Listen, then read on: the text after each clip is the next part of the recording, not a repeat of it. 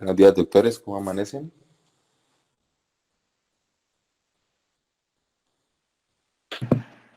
Muy buenos días. Buenos días. Buenos días, buenos días. Bueno, entonces yo creo que podemos continuar, ¿vale? Bueno, listo. Entonces, continuando donde lo dejamos ayer, el tercer grupo de medicamentos del que iba a continuar hablando son los medicamentos antiisquémicos que tienen como objetivo, pues, dos cosas, ya sea disminuir la demanda de miocardio de oxígeno o aumentar el aporte de oxígeno a este. Si luego de realizar el tratamiento antiisquémico no, o sea, los signos y síntomas no desaparecen, se recomienda realizar una coronariografía para pues observar el estado de los vasos coronarios. Entonces, primero pues podemos hablar de los nitratos. En este caso la nitroglicerina, el que encontré que es más común es el dinitrato de isosorbide, que se aplica el comprimido, o sea, se mastica y se pone debajo de la lengua para que la absorción sea bastante rápida.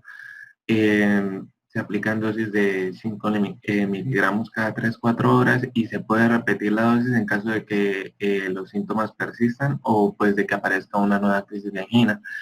Y pues ahí hablaba de que la dosis máxima en el día podía ser hasta 240 miligramos. Están los beta bloqueadores. Pues los beta bloqueadores, como sabemos, pues inhiben competitivamente los efectos de las catecolaminas circulantes en el miocardio y como ellos disminuyen la frecuencia cardíaca, la presión arterial y mejoran la contractilidad miocárdica, entonces ellos van a reducir el consumo de miocardio, de oxígeno por parte del miocardio. Uno de ellos, pues el metoprolol, que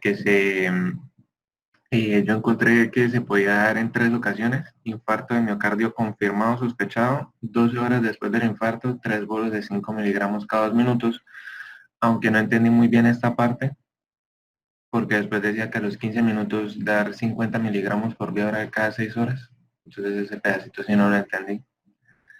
Que se puede dar en angina de pecho, 50 a 100 miligramos cada 12 horas, y que se puede dar como tratamiento preventivo para las secuelas, con una dosis de 100 miligramos cada 12 horas por vía oral. A ver, Eila, con respecto a los nitratos, digamos, estamos hablando en el contexto de un síndrome agudo. Entonces, en el contexto de síndrome agudo, si el paciente está con dolor persistente, los nitratos se usan, la nitroglicerina es de manera endovenosa, en infusión continua. ¿Ok?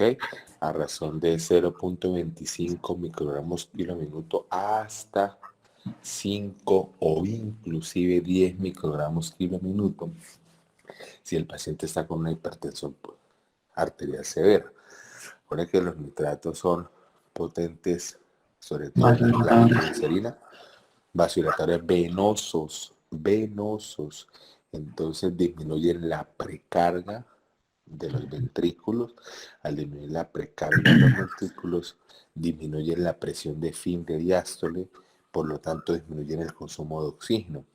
Y con base en ese mismo mecanismo, es fundamental su uso en el paciente que tenga edema pulmonar, siempre y cuando no tenga hipotensión arterial por obvias razones. O el paciente, sí, exacto, la principal contraindicación es la hipotensión arterial. Con respecto a los beta bloqueadores, si el paciente se debe usar en todo paciente con síndrome coronario agudo y con cardiopatía isquémica crónica, siempre y cuando el paciente, por obvias razones, no tenga hipotensión, no tenga bradicardia o no tenga un broncoespasmo no controlado, porque al bloquear tú los receptores beta 2 del lecho, digamos, de la vía aérea pulmonar, pues no va, digamos, va a perpetuar o aumentar el broncoespasmo. Uno puede usar metoprolol endovenoso a razón de 3 o 5 miligramos IV en bolo cada 5 minutos si el paciente tiene una hipertensión severa asociada al síndrome coronario y con dolor precordial. Si no, el paciente le manejamos el dolor bueno, aparte de los analgésicos que ahorita se mencionarán, con los nitratos endovenosos en infusión, y uno inicia betabloqueadores tipo metoprolol o carvedilol o nebivolol vía oral a dosis bajas, y se van titulando a medida que transcurren los días, ¿de acuerdo? Sí, señor. Sigamos. Otro grupo son los antagonistas de calcio. Entonces, ahí decía que se pueden usar en lugar de los beta bloqueadores, con las mismas indicaciones de los bloqueadores, o que se podían usar asociados a estos y a los nitritos cuando se exija mayor control del dolor o cuando persista el dolor. Em, que la principal indicación para estos es la angina vasoespástica, y uno de los que encontré que vi que se veía más frecuentemente es el amlodipino, que se aplica vía oral, 5 miligramos día hasta un máximo de 10 miligramos día. No sé dónde le diste eso, porque realmente el amlodipino no se usa como agente antianginoso. Realmente los calcioantagonistas es básicamente para el manejo de la hipertensión arterial o cuando estemos con diagnóstico de angina por vasoespasmo coronario, cuyo representante ideal es el diltiazem, que es un calcio antagonista no dihidropiridínico. El amlodipino no, el amlodipino es para manejo de la hipertensión, no hace parte del arsenal de entrada del síndrome coronario agudo. Entonces, sáquenselo en la cabeza. Listo. Y pues también habían otras medidas farmacológicas que encontré, que eran los IECAs que se pueden usar en las primeras 24 horas a pacientes que tengan fracciones de eyección menores a 40% o que tengan signos de insuficiencia cardíaca izquierda. Entre ellos encontré el enalapril a 2.5 miligramos, aumentándolo gradualmente hasta máximo 40 miligramos día, dividido en 2 tomas. Y encontré los ARAS-2, que se pueden administrar pues con las mismas indicaciones de los IECAS, pero pues en caso de que exista intolerancia a ellos. Entre ellos encontré pues el losartán, que lo encontré a 50 miligramos día. Sí, la idea siempre es ARIECA antes que ARA2, pero el ARA2 el único no es el losartán. Está también el valsartán, que hay estudios en pacientes posinfarto agudo de miocardio, ¿de acuerdo? El valsartán. Pero no siempre tiene que ser el losartán, ¿de acuerdo? Y sí, lo ideal es que el paciente tenga una fracción de eyección del 40% o menos, ¿de acuerdo? Una cosa que se... Bueno, continúa a ver. Y los antialdosterónicos, encontré que pues se deben usar en pacientes con infarto de miocardio que ya están siendo tratados con IECAS y con beta bloqueantes, que presenten una fracción de eyección menor al 40% y que tengan diabetes o insuficiencia cardíaca. Entre ellos encontré la eplerenona. Pues ahí sí no entendí por qué se inicia 3 a 14 días luego del evento, pero lo encontré de esta forma. Y pues dice que iniciar a 25 miligramos día e incrementar hasta máximo 50 miligramos día. La espironolactona, no solamente la espironolactona, sino también la espironolactona, ¿de acuerdo? Que es el representante, la espironolactona es el que más usamos. La eplerenona es un medicamento más nuevo. Digamos, se usa en pacientes que tengan falla cardíaca asociado isquémica o no isquémica, con fracción de eyección del 40% menos, por 2 estudios básicamente, que es el estudio énfasis y el otro es el estudio RALES. Entonces, porque no hay afán de iniciar de entrada, o sea, son medicamentos que no se usan en el contexto agudo del síndrome coronario, son medicamentos que te van a servir en el contexto crónico posinfarto si el paciente quedó con disfunción ventricular izquierda. ¿De acuerdo? Bien. Y estos últimos tres, el oxígeno, pero pues, el oxígeno es en caso de que el paciente llegue saturado con una saturación de oxígeno menor al 90%. Analgésicos, encontré que era en caso de que el dolor persistiera a pesar de haberle aplicado nitroglicerina al paciente. Lo encontré a razón entre 3 a 5 miligramos por vía intravenosa. Y las estatinas, que las estatinas pues ofrecen una posibilidad de estabilizar la placa, de, de estabilizar la placa, los efectos antiinflamatorios y de restaurar la función endotelial. Entre ellos encontré la atorvastatina a dosis de 80 miligramos día. Ahí es fundamental, ¿no? La estatina se usa de entrada, las estatinas. Y si hay un estudio que no recuerdo el nombre, con el cual a partir de ese quedamos en que independientemente de los niveles de colesterol, los pacientes con, digamos, con insuficiencia, con síndrome coronario agudo, con ST o sin ST, con quina inestable, deben recibir dosis altas de estatinas en los primeros 30 días. Las dosis altas de estatinas son atorvastatina 80 o rosuvastatina 40 o simvastatina 40. La lovastatina es un medicamento que nosotros, ustedes de pronto lo van a alcanzar a ver todavía, porque es un medicamento muy barato, ¿no? Entonces, por las cuestiones de estas partes económicas, administrativas de las EPS y demás, pero la verdad, nosotros ya no usamos lovastatina. Entonces, siempre 80 de atorva o 40 de rosuvastatina. ¿Ok? La parte farmacológica y ya la parte más de intervención. Tengo entendido, corrígeme doctor, si no, esta parte es más que todo por parte del hemodinamista. Entonces, pues, encontré como tres procedimientos que se realizan. Primero que todo, pues el cateterismo. El cateterismo consiste en ingresar pues el catéter por, ya sea por vía femoral o por otra vía alternativa que sería, si no estoy mal, la vía radial.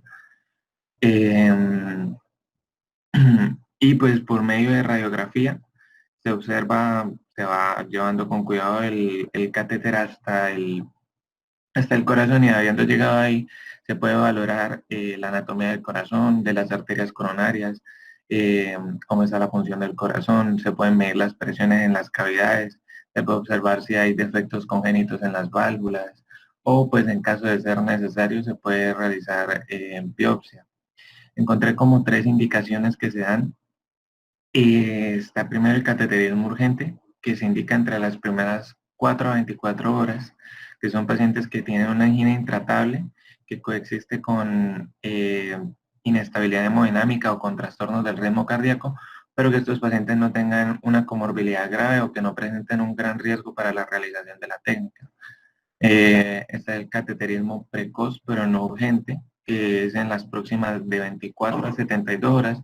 Son los pacientes a los que se les hizo el tratamiento no invasivo, el tratamiento farmacológico, y que a pesar de eso, pues presenten aún signos de isquemias o de insuficiencia cardíaca o que presenten arritmias.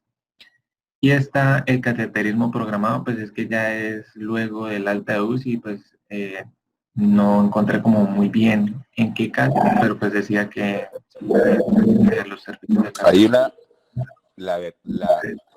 el sustento o por qué uno decide en qué momento hacer el cateterismo en un síndrome coronario sin elevación del segmento ST con base en esos tiempos diferidos que estás hablando, se fundamentan en la escala de Grace. Por eso yo les dije, no me acuerdo cuándo fue que estuvimos revisando la escala de Grace, que el paciente tenía Grace, escala de Grace alto, si era mayor de 140 puntos, escala de Grace intermedio, si es de 88 a 140, escala de Grace bajo, si es menor de 88. Paciente con síndrome coronario sin ST. El paciente con Grace alto, ¿sí se acuerda de la escala de Grace o no? Porque si no hablo y no me entienden nada.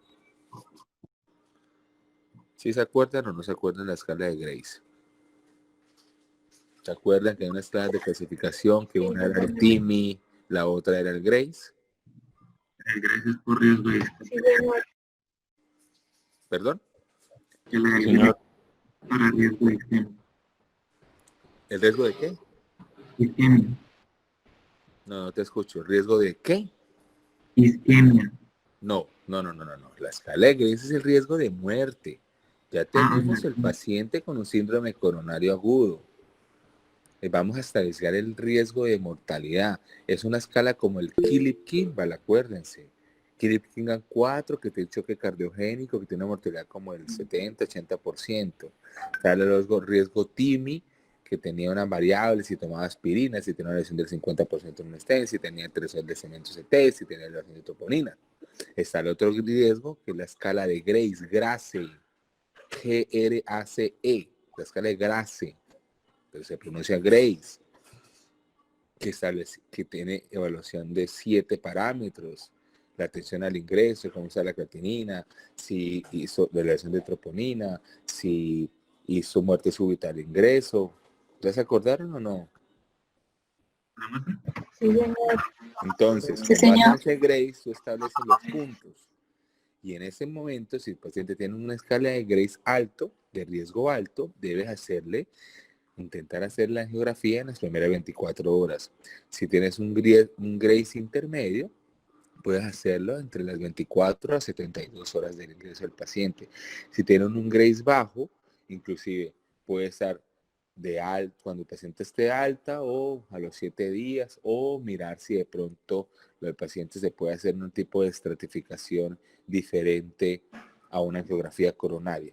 ¿De acuerdo? Pero entonces esos tiempos lo da la escala de Grace. Por eso en infartos sin elevación del cemento CT o angina inestable de alto riesgo, tienen que aplicar siempre la escala de Grace. Al infarto sin ST siempre hay que aplicar la escala de Grace, porque aparte del tratamiento farmacológico que todos le vamos a iniciar según las condiciones hemodinámicas del paciente, vamos a definir de una vez de entrada cuántos pacientes debe ser llevado en angiografía. En cambio, la escala de Grace sí te orienta a la mortalidad en infarto con elevación del cemento ST, pero es en un contexto diferente, porque la escala de Grace no te va a determinar cuándo vamos a hacer el cateterismo. Si no estamos hablando en pacientes con infarto con ST, vamos a ver si lo vamos a hacer trombolisis, angioplastia, y después si lo llevamos a angioplastia de rescate por fallida o para terminar el tratamiento farmacoinvasivo. Entonces, fíjese que es la misma escala en dos pacientes totalmente diferentes, que es con ST y sin ST, para tomar una conducta en una de la angiografía, es decir, en el contexto sin ST, y en la otra para que te esté orientando hoy ese paciente tiene alto riesgo de morirse. ¿Estamos hasta ahí? Y digamos, el otro tema es que, como ya lo hablamos ayer, recordar que la anticoagulación y la antiagregación, digamos, se utiliza tanto en infarto con ST o sin ST, bajo las connotaciones que ayer claramente les expliqué. Y el tratamiento con estatinas, con nitratos, con IECA, con betabloqueadores, es exactamente igual para los dos grupos de pacientes. Eso no cambia. ¿De acuerdo? Es para que no siempre tengamos en cuenta eso. ¿Listo? Listo. Ok, sigamos a ver. Y pues bueno, una vez estando ahí teniendo el catéter en el corazón, se puede realizar la coronariografía, que consiste pues en inyectar un tinte de contraste para observar el estado de las arterias coronarias. Entonces, aquí puse un ejemplo en el cual se ve una ocluida, aunque pues no sé muy bien cuál es. Tranquilo, tranquilo, no se preocupe. A ver, el cateterismo hay dos cosas para que uno vaya sabiendo: cateterismo cardíaco izquierdo, cateterismo cardíaco derecho. El cateterismo cardíaco izquierdo, obviamente debemos puncionar o la arteria femoral o la arteria radial. Actualmente se intenta hacer más la arteria radial, porque es un sitio de más fácil compresión, se llega más rápido al corazón. Hay catéteres muchos con unos frames mucho más pequeños, tiene menos riesgo de complicaciones, produce menos dolor al paciente en el post-procedimiento. Entonces, generalmente se hace en la arteria radial. Se evita muchas veces al pasar por la femoral, tenemos que llegar por toda la aorta abdominal torácica, y esos pacientes pueden ser pacientes que tengan una ateromatosis aórtica severa y vayamos a romper una placa ahí. Entonces se evita esa parte. Entonces la tendencia es hacer por vía radial, la tendencia mundial. Se llega a un catéter, podemos entrar al ventrículo izquierdo con un catéter de pigtail. Tú estás entrando por la arteria, pues ¿a dónde va a llegar? Si llegas por la radial, después llegas a la braquial, después llegas al tronco brachiocefálico, después a la subclavia derecha, lo que realmente se hace por el lado derecho del paciente. Llegas a la subclavia derecha, y de la subclavia derecha llegas obviamente a digamos, a la aorta, ¿cierto? La aorta proximal. En la aorta están los senos coronarios. De los senos coronarios es donde salen las arterias coronarias, ¿cierto? Las primeras arterias que salen de la aorta son las coronarias. Entonces hay dos opciones en ese caso ahí: seguir avanzando el catéter con un catéter de pigtail, llegar al ventrículo izquierdo, inyectar un medio de contraste y ver por fluoroscopia. Yo te entendí si fue que escuché mal, dice ecografía, no, eso es por fluoroscopia. Pues yo tenía entendido que por radiografía se iba mirando el paso No del es radiografía, es fluoroscopia, se llama fluoroscopia. Eso es una máquina que bota irradiación, no es por rayos X, es por fluoroscopia. Entonces se llega al corazón, se inyecta medio de contraste, ionizado o no ionizado, y uno hace una cosa que se llama ventriculografía, y uno mira, ahí no sé si tienes imágenes, uno mira la contractilidad del corazón. Pero la ventriculografía realmente no se usa ya, porque nosotros tenemos ecocardiograma, y con el ecocardiograma vamos a ver el ventrículo izquierdo. Entonces aquí en este caso inyectamos, por ejemplo, miren esa imagen, la imagen a la izquierda de ustedes, la que está debajo del esquema, a la izquierda de su pantalla. Fíjense el catéter, arribita el catéter. El catéter es el delgadito. Se coloca esa flecha más arriba.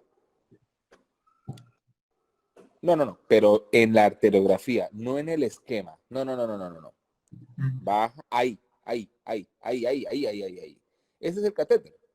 Ese catéter está en el seno coronario. Ahí ese catéter canuló en exactamente ese punto la coronaria izquierda. Y aquí tenemos que saber de anatomía. Entonces, la primera porción es el tronco izquierdo. Tronco izquierdo. Se inyecta el medio de contraste. El catéter no pasa más de ahí, sino simplemente canula, es decir, la punta del catéter tiene un huequito. Por ahí se mete el medio de contraste. El catéter no entra a la arteria, porque en ese momento simplemente estamos haciendo la arteriografía o la angiografía coronaria, que son sinónimos. En este momento solamente estamos dibujando el árbol coronario. Aquí no estamos interviniendo absolutamente nada, estamos dibujándolo. Entonces, la primera porción, que es como ustedes la ven como gruesa, es el tronco izquierdo. Del tronco izquierdo se bifurca hacia abajo, es la circunfleja, esa que va hacia abajo. La que va hacia el lado a su mano derecha es la arteria descendente anterior. De la circunfleja, fíjense cómo de la circunfleja la primera porción que sale, esa es la primera obtusa marginal, que en este caso es una arteria grande. Pero la circunfleja sigue hacia abajo, llega casi hasta la punta del corazón. De otro lado, la descendente anterior, que es la que está arriba, fíjense cómo empiezan a salir unas ramas hacia abajo. Las ramas de la descendente anterior se llaman primeras diagonales, primera, segunda o tercera, pues es obvio según el orden que salga. Esa es la parte, esa es la canulación de la arteria coronaria izquierda. Pasa a la siguiente diapositiva. Esta es, por el contrario, la rama derecha. Fíjense que a su mano izquierda está la izquierda, a su mano derecha está la derecha. La coronaria derecha no sale solita del lado derecho del corazón. ya se canuló el seno coronario a nivel del ostium de la arteria coronaria derecha, se inyectó el medio de contraste, fíjense con la coronaria derecha baja por todo el lado derecho del corazón, baja, después hace una curva a su mano derecha y digamos, irriga el resto del ventrículo derecho, la pared posterior del ventrículo izquierdo y simplemente en la flecha, lo que ustedes ven ahí en esa flecha, creo que es como color naranja, fíjense que el medio de contraste está dibujando, es decir, marcando el recorrido de la arteria y en ese caso hay una disrupción como que si se parara el medio de contraste y después volviera a arrancar. Es simplemente ahí que está diciendo que hay una disminución abrupta del calibre de la luz del vaso, que simplemente ahí a ojo de lo que yo alcanzo a ver es una lesión como más del 95% de la obstrucción de la luz del vaso. Esa es la arteriografía. ¿Qué pasa? Entonces se deja ya se hizo la arteriografía, se sacó el catéter, ese catéter que está en el cateterismo del lado izquierdo de sus pantallas, se saca el catéter, pero en la arteria ya hemos dejado ¿cómo se llama? Ay, Dios mío, se me fue la paloma. Un introductor. ¿Por qué? Sacamos el catéter, pero ya la arteria radial o la arteria femoral está canulada. Entonces, uno saca ese catéter y mete otro tipo de catéter por ese introductor, porque ya no vamos a puncionar cada vez la arteria radial o femoral, cada vez vamos a meter un catéter. Para eso dejamos un introductor, que es una camisita que va dentro del vaso. Podemos sacar catéteres y meter catéteres por ahí. Sacamos ese catéter, que simplemente lo usamos para inyectar el medio de contraste, ¿cierto? Y vamos a hacerle una angioplastia de esa coronaria derecha. Entonces, vamos a meter otro tipo de catéter, que es el catéter de angioplastia. Entonces, ese catéter tiene en la punta un balón. Metemos el catéter por el introductor, llegamos otra vez al ostium de la coronaria derecha y nuestro objetivo es esa lesión que está en esa flecha. Pero este catéter de angioplastia sí lo metemos a la arteria coronaria, a diferencia del catéter que usamos solamente para inyectar el medio de contraste. Ese catéter lo metemos, la punta del catéter va a llegar hasta donde hemos localizado la lesión. Y en ese momento inflamos un balón como una bomba de las piñatas, a ciertas atmósferas de presión, 10 o 13 atmósferas de presión, y eso se llama la angioplastia. Eso simplemente es la angioplastia, ¿ok? Ya, es decir, ya predilaté la lesión. ¿Por qué predilaté la lesión? Predilatar es para favorecer a posterior el implante del stent. Porque si yo implanto, esa imagen está perfecta, la predilaté, ¿listo? Yo saco ese catéter, desinflo el balón, inyecto otro poquito de medio contraste y veo que la arteria no me haga vasoespasmo, saco ese catéter, lo saco del cuerpo del paciente y después voy a meter un catéter diferente a través del introductor. Fíjense, si no tuviéramos el introductor, ya tuviéramos funcionado 3 veces la arteria, una cosa que no. Por eso es el introductor. Si no me comprenden el concepto de introductor, me avisan. Yo meto otro catéter que en la punta de ese catéter sí está el stent. La mallita esta, que ahora lo que se usa son stents medicados, que son stents de liberador de medicamentos. Son medicamentos como el sacrolimus, el tacrolimus, el sirolimus, el plaquitaxel, que son medicamentos que se usan en oncología, que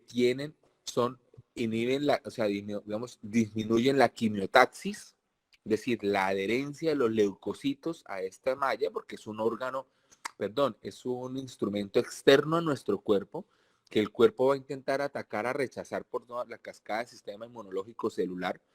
Entonces, estos estenes liberan este medicamento de manera continua hasta que se acaba, obviamente, eso tiene una cantidad que está en su malla, y disminuyen la quimiotaxis celular, ¿de acuerdo? Entonces yo primero dibujo la arteria, luego localizo la lesión, miro si es susceptible de dilatarlo con un stent. ese tema no lo hablamos acá porque no es un tema para hablar con ustedes. Miramos es susceptible, se tomó la decisión que sí, saco el catéter, meto otro, inflo el balón, es decir, angioplastia, predilato la lesión, saco el catéter, meto otro catéter que tiene el stent en la punta, libero el stent a otras atmósferas de presión mayor a la cual hice el inflado con el balón e impacto el stent, retiro ese catéter, que fue el que liberó el stent, porque yo por ese catéter no puedo meter medio de contraste, vuelvo y meto el catéter con el cual hice la coronariografía y hago 1 o 2 inyecciones del medio de contraste con el objetivo de ver que la lesión ya haya sido dilatada y el medio de contraste pase adecuadamente por el árbol coronario, por esa arteria coronaria que dilatamos, ¿cierto? Y vemos que ya la lesión no está. Y sobre todo porque para evitar que exista o para determinar rápidamente que exista una trombosis aguda del catéter, cosa que es muy rara, pero puede ocurrir. O que simplemente el impacto de ese stent me produzca un vasoespasmo coronario severo que yo tenga que iniciarle de manera intracoronaria nitroglicerina para dilatarlo. Y 3, para evaluar una cosa que se llama flujo TIMI, así como la escala TIMI. El flujo 0, 1, 2, 3. ¿Qué es flujo TIMI 3? Que el flujo pasa perfectamente. Flujo 0, que no pasa absolutamente nada. Es decir, se llama fenómeno de no reflujo. Eso ocurre en un pequeño porcentaje de los pacientes y quiere decir que esa angioplastia con ese implante de stent es fallida. Y hay otra opción de poner otro stent dentro del stent, pero ya es una cuestión ya más complicada, pero se hace, pero me refiero, aquí lo importante es que ustedes me comprendan de una manera, pues, no tan ortodoxa, pero que me entiendan el procedimiento para cuando ustedes lo escuchen en revista, no queden ahí como mirando para el aire. Yo creo que eso está claro, ¿cierto? Sí, señor. Bueno, listo, continuemos. Ya, hasta ahí, man. Viene ahora mi compañero de valvulopatía. Doctores, me llamaron del hospital. Mañana comenzamos desde cero las valvulopatías. ¿Les parece? ¿O mañana tienen otra clase ya con otro docente? No, No. Listo. todavía seguimos con usted. Sí. Una cosa, después del stent, como para La terminar. curva. ¿Me escuchan? Doctor, pero mañana ¿qué hora sería? ¿A las 7 igual? Más o menos, ¿por qué? ¿A qué horas tienen clase? Porque Tenemos tenemos clases con la clase de 6 a Surma. 7. Hábleme uno que no, hablando los dos no O sea, entendí. tenemos clase de 6 a 7. Sí. No, te Entonces más o menos sería a las como... 7:30 para que desayunen. Ah, bueno, listo. Mira, Entonces a una las 7 cosita. Después de implantado el stent, para que quede en la cabeza de ustedes, es decir, síndrome coronario con o sin ST. Punto. Paciente, vamos a hablar que le colocamos un stent. Que la anatomía coronaria no fue indicación de revascularización miocárdica, porque eso es otra cosa. Entonces tenemos un stent, perdón, síndrome coronario, y según la anatomía coronaria puedes tener una enfermedad coronaria multivaso, o puedes tener lesión del tronco, o lesiones no susceptibles de implantarles un stent. Esos pacientes que tienen, de pronto pueden tener la indicación, muchos casos, de revascularización miocárdica quirúrgica, de llevarlo a un bypass, ¿de acuerdo? Cirugía, la popular que dicen cirugía de corazón abierto. Nunca me vayan a decir ustedes eso en una revista, ni ante otros colegas, cirugía de corazón abierto. Se los digo para que ustedes no lo digan. Se les llama bypass coronario o revascularización miocárdica quirúrgica. La cirugía de corazón abierto son para los porteros de los edificios o los porteros de los hospitales. Nosotros como médicos debemos hablar de manera correcta. En el caso de que nosotros revascularicemos al paciente con un stent, de manera a grosso modo, el paciente tiene que recibir terapia antiplaquetaria dual, DAPT, las siglas en inglés, que es si usaste ASA siempre, más Clopi, si usaste Clopi, o ASA más Ticagrelor, si usaste Ticagrelor. Y esto debe ser al menos 12 meses. Hay ciertos, digamos, en conceptos, dependiendo del riesgo de sangrado o algunas otras cosas, situaciones más complejas, puede bajar a 6 meses o bajar a 3 meses si yo tengo que llevar al paciente a una cirugía, pero el concepto básico son 12 meses. O hay pacientes que tienen alto riesgo isquémico y hacemos terapia antiplaquetaria dual extendida, más de 12 meses hasta 24, 36 meses. Pero a grosso modo, si le preguntan en examen, al menos 12 meses, ¿de acuerdo? El paciente de por vida debe recibir estatinas.